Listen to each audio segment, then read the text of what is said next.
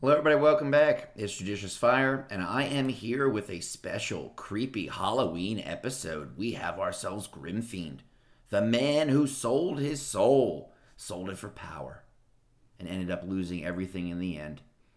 Became half beast, half man, and we have before us one of the original heroes of Castle Clash. Hero that has a tremendous attack speed, an ability to heal himself, ability to do area damage as well as fixed basic damage. It's an all-around amazing hero, and always been one of my favorites in the game. Also a very popular hero among Castle Clashers.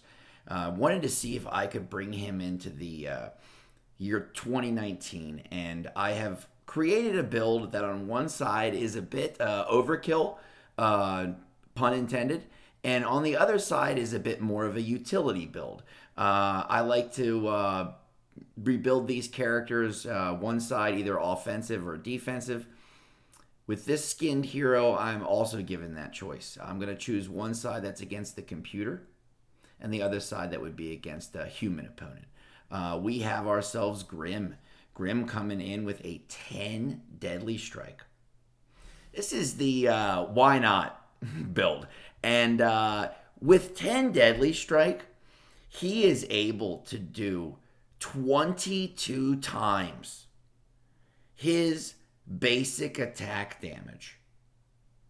This applies to basic attacks only and not skill activations. So if it takes Grim, 5, 6, 7 hits against the enemy to fully charge up his energy bar, it will be those that apply to Deadly Strike, not his skill activation. It goes that way with every hero in Deadly Strike. It's just basic attacks.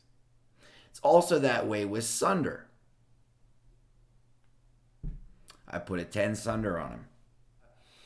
It's kind of like a lottery for the enemy. Okay, they play the lottery, and either they do very poorly and get annihilated, or they're able to hang in there for a little while, maybe like 10 seconds, as we saw with the intro. That is Grim doing 55 million damage. 55 million damage without anything other than his insignia and his talent. I had a Eulifant on him just to provide some stun protection as well. I was experimenting with him in the dungeons. Instead, I have now the opportunity to add a pet that will jack up that number even more. About 77.8. That's unbelievable. So when these things apply to the basic attack damage bonus from Deadly Strike or from Sunder, it really does make a tremendous difference. It's one thing to do 55 million damage against a centaur, but to be able to do that machine gun fast, one strike after another, 17 million, 22 million, boom, kill strikes 55 million. It's an amazing thing to see. And now that he has an all attack pet, he's able to go even higher. I would think somewhere around 70 probably. Let's take another look at him. We'll do against a human opponent. Flame Guard. Going to give him a deflect. Going to give him a damage negation. What is deflected does not count in terms of damage that he is taking. A little bit like a stone skin in that aspect. And I would probably go like a flame. I would probably go a Sacred Light. I also have found that Vigorous Fury is quite amazing. Okay, so any building that's directly in front of him, it's very much like a Blade Knight in that sense. The helper in combat, the enchantment Blade Knight. It only does damage in a arc directly in front of the Blade Knight. He's the same way. Now he's going to do that arc in front of everybody. Took out Bogey, 1 life. Back again. Boom! Took out that wall on the side of the base.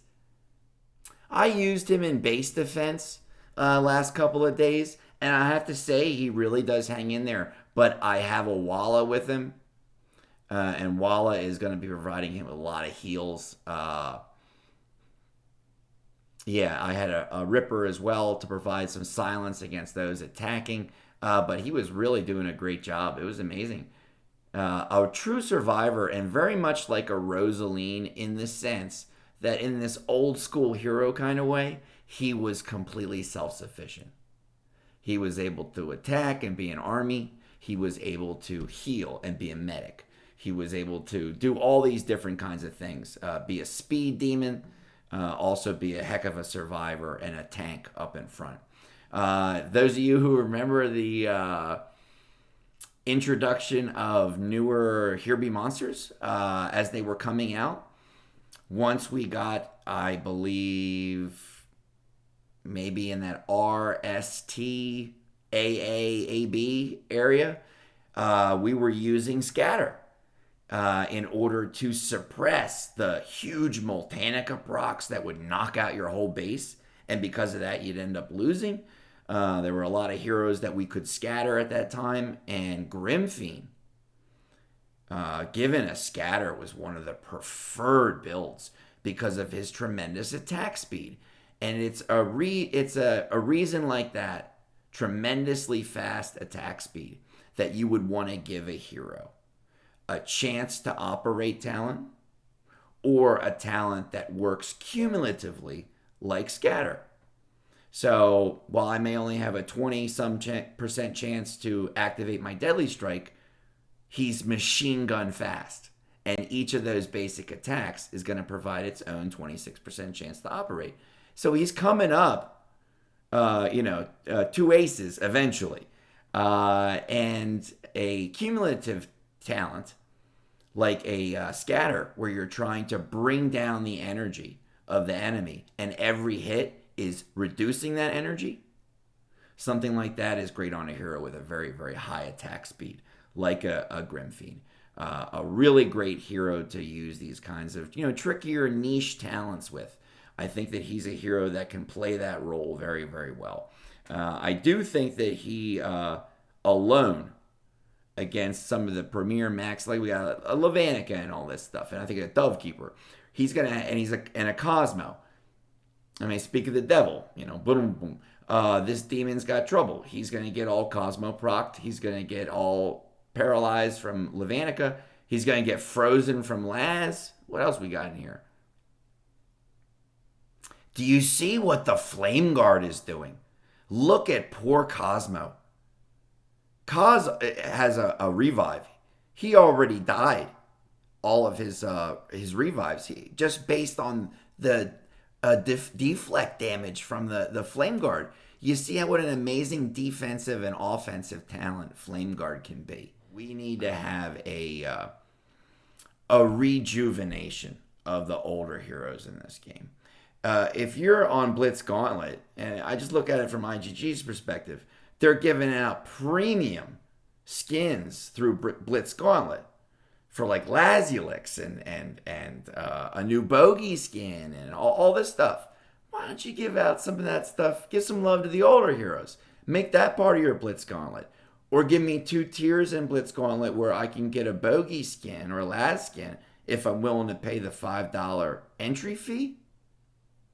But give me a top tier free to play where I'm able to get a Paladin skin and a Ninja skin and another Grimfiend skin to give him the stats and the numbers to survive in today's game. It would be a great way to really reinvigorate some of those old heroes and bring us back to a time when it was a little bit more simple, but in that simplicity, there was a real artistry to it and a lot of fun that we were having. I want to wish you well. I want to wish you happy clashing.